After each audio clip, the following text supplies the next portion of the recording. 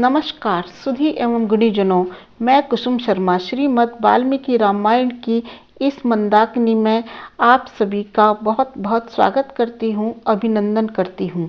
57वें episode में हमने देखा श्री राम और सीता पंचवटी में कुटी बनाकर रहने लगे। जटायु भी उनके साथ रहने लगे। सभी का समय ठीक प्रकार से कट ही रहा था कि अब 58वें एपिसोड में हम देखेंगे कि उस दंडक वन में एक राक्षसी जिसका नाम शूर्पणखा था घूमती हुई श्री राम की कुटिया के निकट आती है। वह रावण की बहन है। जब दशमुख रावण की बहन शूर्पणखा ने देवताओं के समान मनोहर स्वरूप वाले श्री राम को देखा, जिनका मुख तेजस्वी और भुजाएं लंबी थी, जिनके नेत्र कमल पत्र के समान सुंदर और विशाल थे, जिन्होंने मस्तक पर जटा मंडल धारण किए हुए था, जो कामदेव के समान सुंदर और इंद्र के समान तेजस्वी थे, ऐसे श्री राम को देखते ही वह राक्षसी काम मोहित हो गई। इधर वह राक्षसी बेडौल, भद्दी और कुरूप थी। वह देखने में विभत्स व विकराल थी और उसका स्वर भयानक था। वह मनमाना रूप धारण करने वाली थी। वह राक्षसी श्री राम के सौंदर्य पर आसक्त होती हुई अपनी सुंदर मोहिनी छवि बनाकर श्री राम के पास आई और इस प्रकार बोली। आगतस्तम इमं देशम कथम राक्षस सेवितम किमागमनं कृत्यं ते तत्त्वम् आख्यायितुम् अर्हसि। तपस्वी के वेश में इस स्त्री के साथ धनुष बाण धारण करने वाले तुम कौन हो? राक्षसों के इस प्रदेश में आने का तुम्हारा क्या प्रयोजन है? ये सब मुझसे ठीक ठीक कहो, मुझे बताओ। तब सरल स्वभाव वाले राम ने सहज रूप से बताया कि मैं स्वर्गीय चक्रवर्ती राजा दशरथ का पुत्र राम हूँ और ये मेरा भाई लक्ष्मण है और यह मेरी पत्नी सीता है। हम यहाँ माता पिता की आज्ञा से धर्म पालन की इच्छा से वन में निवास करने आए हैं। और आगे उसका परिचय पूछते हुए कहा, त्वां तु वेदितुम् इच्छामि कस्य त्वं काशी कस्य वा त्वं हि तावन् मनोज्ञांगी राक्षसी प्रतिभासी में, कि अब मैं तुम्हारा परिचय प्राप्त करना चाहता हूँ। तुम किसकी पुत्री हो? तुम्हारा क्या नाम है और किसकी पत्नी हो? तुम्हारे मनोहर रूप को देखकर लगता है कि तुम कोई राक्षसी हो। तब शूर्पणखा ने अपना नाम व पता बताते हुए कहा कि मैं विश्वामित्र की पुत्री और राक्षस राज रावण की बहन शूर्पणखा हूँ। राम, तुम्हारे जैसा रूप सौंदर्य मैंने देवताओं में भी नहीं देखा। तुम्हारे दर्शन से मैं तुम्हारे प्रति आकृष्ट हो गई हूँ। तुम्हारे प्रति पति की कामना रखती हूँ। मैं महान बल पराक्रम से संपन्न हूँ। अपनी इच्छा से तीनों लोकों में विचरण कर सकती हूँ। अतः दीर्घ काल तक मेरे पति बनकर तुम मेरे साथ आनंदित रहो। यह तुम्हारी पत्नी सीता अबला है, इसका तुम क्या करोगे? फिर कहने लगी, यह स्त्री सीता जो तुम्हारी पत्नी है विकार युक्त और कुरूपा है, अतः तुम्हारे योग्य है ही नहीं। मैं ही तुम्हारे योग्य हूँ। तुम मुझे अपनी भार्या के रूप में देखो। मैं इसको और तुम्हारे भाई को खा जाऊंगी, तब तुम मेरे साथ विहार करो। मित्रों, साथियों, श्री राम ने जब शूर्पणखा की ऐसी अधार्मिक बातें सुनी तो उन्हें जोरों से हंसी आने लगी। तब उन्होंने स्वयं को संयत करते हुए कुछ मुस्कुराते हुए इस प्रकार कहा, कृतदारो अस्मि भवती भार्येयं दयिता मम तद्विधानां तु नारीणां सुदुःखा सपत्नीता। कि आदरणीय देवी, मैं विवाह कर चुका हूँ। यह मेरी पत्नी मेरे साथ है। तुम जैसी स्त्रियां सौत को सहन नहीं कर सकती। ये मेरा छोटा भाई लक्ष्मण गुणवान और मेरे ही समान पराक्रमी है। इसके साथ स्त्री नहीं है। तुम इनसे विवाह करके इनकी भार्या बन सकती हो। तब वह काम से पीड़ित हुई राक्षसी संयम बरतने के स्थान पर लक्ष्मण जी के पास जाकर इस प्रकार बोली, लक्ष्मण, मैं तुम्हारे रूप के योग्य पत्नी हूँ। मुझसे विवाह करके तुम दंडकारण्य में निर्भय विचरण करो। तब सुमित्रा नंदन लक्ष्मण जी ने उस शूर्पणखा जैसी नख वाली राक्षसी से यह बात कही। हे सुंदरी, मैं तो अपने बड़े भाई राम का दास हूँ, उनके अधीन हूँ। मुझसे विवाह करके तुम दासी क्यों बनना चाहती हो? मेरे बड़े भाई श्री राम समस्त ऐश्वर्यों के स्वामी हैं। जाओ, तुम उन्हीं की छोटी पत्नी बन जाओ और उसके साथ प्रसन्न रहोगी। तुम्हारे रूप के आगे वे अपनी अबला पत्नी को त्याग देंगे। ऐसा कौन बुद्धिमान व्यक्ति होगा जो तुम जैसी मोहिनी रूप वाली स्त्री को छोड़कर मानवी से प्रेम करेगा? जाओ, वहीं जाओ। साथियों, ये बातें लक्ष्मण जी ने व्यंग्य के तौर पर कही थी, परंतु वह शूर्पणखा उनके व्यंग्य को नहीं समझ सकी और पुनः पर्णकुटी में बैठे श्री राम और सीता के पास पहुंच गई। तब उसने श्री राम से इस प्रकार कहा, राम, तुम इस कुरूप स्त्री के कारण मेरा आदर नहीं करते। मैं अभी इस मानवी को खा जाती हूँ। साथियों, तब वह क्रोध में भरकर जनक नंदिनी पर टूटने को हुई। तभी श्री राम ने लक्ष्मण को उसके अंग भंग करने को कहा। इससे परिहास मत करो सुमित्रा नंदन, ये क्रूर कर्म करने वाले राक्षस हैं, इसके अंग भंग कर दो। तब लक्ष्मण ने तुरंत मयान से तलवार खींचकर शूर्पणखा के नाक कान काट लिए।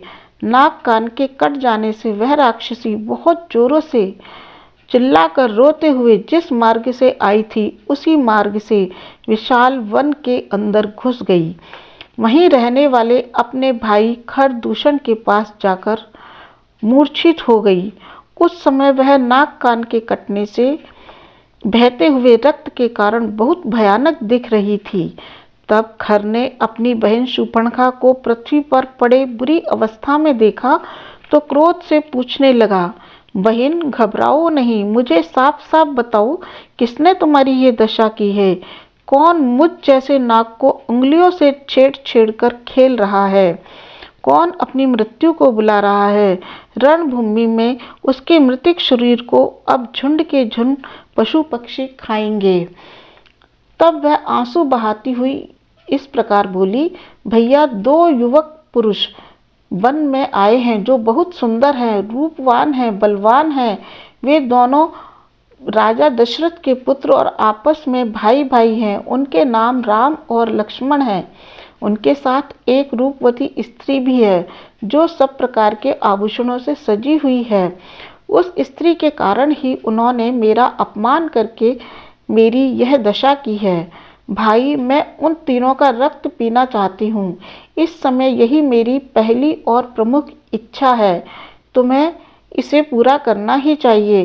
तब खर ने कुपित होकर अपने सामने 14 राक्षसों को बुलाकर कहा, मानुषौ शस्त्र संपन्नौ क्षीर कृष्णाजिनौ अंबरौ प्रवष्टौ दंडकारण्यम घोर प्रमदया सह। वीरों, इस दंडकारण्य वन में 2 शस्त्रधारी युवक एक स्त्री के साथ घुस आए हैं। तुम उन दोनों को मारकर उस स्त्री को भी मार दो। मेरी बहन तीनों का रक्त पीना चाहती है। तब शूर्पणखा उन 14 राक्षसों को अपने साथ राम के पास लेकर आई और कहा, ये ही वह दोनों भाई हैं और ये उनके बीच में एक स्त्री है। तुम इन तीनों को मार डालो। तब श्री राम ने सीता जी को लक्ष्मण के संरक्षण में देकर प्रत्यंचा चढ़ाते हुए उन राक्षसों से इस प्रकार कहा, निशाचरों, तुम सब पापात्मा हो, ऋषियों का अपराध करने वाले हो। उन ऋषि मुनियों की आज्ञा से मैं यहाँ पर तुम जैसे मृगों को खोजता फिरता हूँ ताकि तुम्हारा वध कर सकूं। तब राक्षसों ने कहा, अरे, तूने हमारे स्वामी को क्रोध दिलाया है, अब तू शीघ्र ही मारा जाएगा।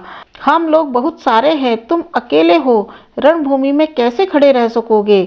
तब साथियों, ऐसा कहकर वे राक्षस क्रोध में भरकर तरह तरह के आयुध व तलवारों से श्री राम पर टूट पड़े। तब श्री राम ने घोर पराक्रम दिखाते हुए भयंकर बाण छोड़े जो उन राक्षसों को विदीर्ण करने लगे। वे राक्षस खून से नहाते हुए विकृत होकर पृथ्वी पर गिर पड़े और मारे गए। समस्त राक्षसों का वध हुआ जानकर शूर्पणखा पुनः खर के पास पहुंची और शोकाकुल होकर रोने लगी। तब खर ने पूछा, बहन, अब क्या हो गया? मेरे संरक्षक तुम्हारे साथ हैं, अनाथ की तरह विलाप क्यों करती हो? तब शूर्पणखा ने बताया कि वे सारे राक्षस मारे गए। इससे शूर्पणखा बहुत डर गई थी और खर को भड़काते हुए बोली, यदि रामं मित्रं घनं न त्वमद्य वधिष्यसि तव चैवाग्रत प्राणास्तक्ष्यामि निरपत्रपा। यदि तुमने आज शत्रुघाती राम का वध न किया तो मैं तुम्हारे ही सामने प्राण त्याग दूंगी, क्योंकि मेरी लाज लुट चुकी है। इस प्रकार रो रो कर वह खर के क्रोध में घी डालने का काम करने लगी। कभी राम को प्रतापी कहती तो कभी खर को प्रतापी कहकर उत्तेजित करती रही। तब 14,000 राक्षसों की सेना लेकर शूर्पणखा के भाई खरदूषण ने जन स्थान से पंचवटी की ओर प्रस्थान किया। रथों पर आरूढ़ होकर वे राक्षस काल के समान भयंकर दिखते थे। उनकी सेना के अभियान से भयंकर कोलाहल होने लगा, जिसे देखकर श्री राम ने लक्ष्मण से इस प्रकार कहा, इमान् पश्य महाबाहो सर्वभूतापहारिणः समुत्थितान् महोत्पातान् संहर्तुं सर्वराक्षसान्। महाबाहो, ये जो बड़े बड़े उत्पात प्रकट हो रहे हैं, इन्हें देखो। समस्त प्राणियों का संहार करने वाले ये उत्पात इस समय राक्षसों के संहार के लिए उत्पन्न हुए हैं। इसलिए तुम धनुष बाण धारण करके विदय कुमारी सीता को उस गुफा में ले जाओ जो वृक्षों से ढकी हुई है। तब लक्ष्मण जी ने तुरंत ही जनक नंदिनी सीता को पर्वत की एक सुरक्षित गुफा में ले जाकर उसके रक्षा में नियुक्त हो गए। पराक्रमी राम ने फिर धनुष के टंकारों से संपूर्ण दिशाओं को गुंजा दिया। इस युद्ध को देखने की इच्छा से सभी देव, गंधर्व, चारण गण, महात्मा वहां एकत्रित हो गए। एक ओर भयंकर कर्म करने वाले 14,000 राक्षस हैं और दूसरी ओर अकेले धर्मात्मा श्री राम हैं। फिर यह युद्ध कैसे होगा, यह सोच सोचकर सभी घबराने लगे। सभी देवता कौतूहलवश श्री राम को देखने लगे। साथियों, मित्रों, उस समय श्री राम का स्वरूप कैसा था? वाल्मीकि जी लिखते हैं, आविष्टं तेजसा रामं संग्रामं शिरसि स्थितं दृष्ट्वा सर्वाणि भूतानि भयाद्व्यथिरे तदा। युद्ध के उस महाने पर वैष्णव तेज से आविष्ट हुए राम को देखकर उस समय सभी प्राणी भय से व्यथित हो उठे कि अब न जाने क्या होगा, क्योंकि वे श्री राम के लोक कल्याणकारी स्वरूप को नहीं जानते थे। श्री राम का वह कुपित रूप रुद्रदेव के समान प्रतीत हो रहा था। कुछ ही क्षणों में ढाल, तलवार, आयुध, रथों से सजी हुई निशाचरों की वह सेना गंभीर गर्जना करते हुए श्री राम के चारों ओर आ पहुंची। सारा वन प्रदेश उनके शोर से गूंजने लगा। सारे पशु पक्षी छिप गए। खर की आज्ञा से उसके सारथी ने रथ को श्री राम की ओर बढ़ा दिया, जहां श्री राम लगातार धनुष की टंकार किए जा रहे थे। कुछ राक्षसों ने श्री राम पर लोहे, मुदगर, तलवार और फरसों से चारों ओर से प्रहार किया। तब श्री राम ने उन सभी शस्त्रों को जो राक्षसों द्वारा छोड़े गए थे ग्रस लिया, अर्थात उनकी शक्ति को सहज ही सहन कर लिया। मित्रों, शस्त्रों की मार से उनका शरीर शत विक्षत हो गया, परंतु वे आघातों को सहकर भी पर्वत के समान दृढ़ता से खड़े रहे। तब श्री राम ने उन सभी शस्त्रों को जो राक्षसों द्वारा छोड़े गए थे ग्रस लिया, अर्थात उनकी शक्ति को सहज ही सहन कर लिया। मित्रों, शस्त्रों की मार से उनका शरीर शत विक्षत हो गया, परंतु वे आघातों को सहकर भी पर्वत के समान दृढ़ता से खड़े रहे। इसके बाद श्री राम ने कुपित होकर अपने धनुष को गोलाकार खींचा और सैकड़ों हजारों भयानक कालपाश के समान बाणों की वर्षा की, जो राक्षस सेना के प्राणों को ग्रसने लगे। उन प्राणांतक बाणों से श्री राम ने उन राक्षस योद्धाओं के कवच, ध्वज, रथ, सारथी, हाथी, घुड़सवार सभी छिन्न भिन्न कर दिए और सभी को यमलोक पहुंचा दिया। श्री राम के बाणों की भयानक मार से पीड़ित राक्षसगण त्राही त्राही करते हुए अपनी रक्षा के लिए अपने स्वामी खर के पास पहुंच गए।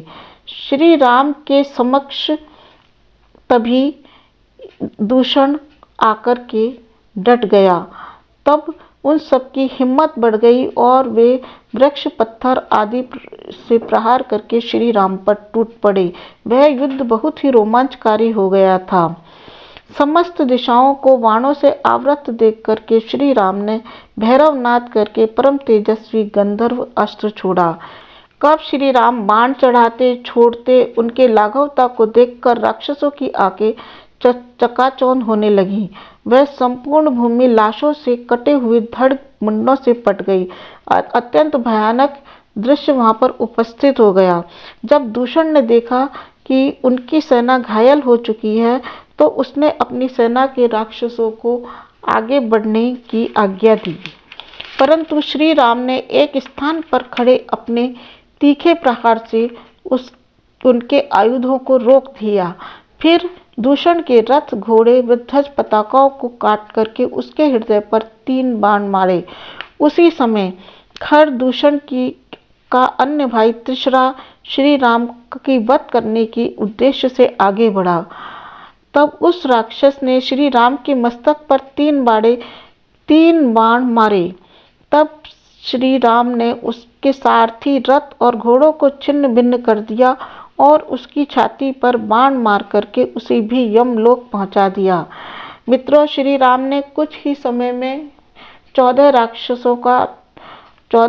राक्षसों का, तृष्णा और खर दूषण का वध करके पंचवटी को राक्षसों से रहित कर दिया। बोलिए श्री राम की जय। सभी ऋषि मुनि देवता उनके पास आए और उनका स्तुति वाचन करने लगे कि आपने विष्णु के समान भयंकर दृढ़ता से युद्ध किया है। श्री राम की जय हो। इसी बीच में पर्वत की कंदरा से लक्ष्मण जी सीता जी को लेकर आ गए और श्री राम को अक्षत अवस्था में देखकर सीता जी को बहुत सुख प्राप्त हुआ। मित्रों, मैं अपनी वाणी को विराम देती हूँ। जय श्री राम, जय श्री राम, जय भारत, जय भारत।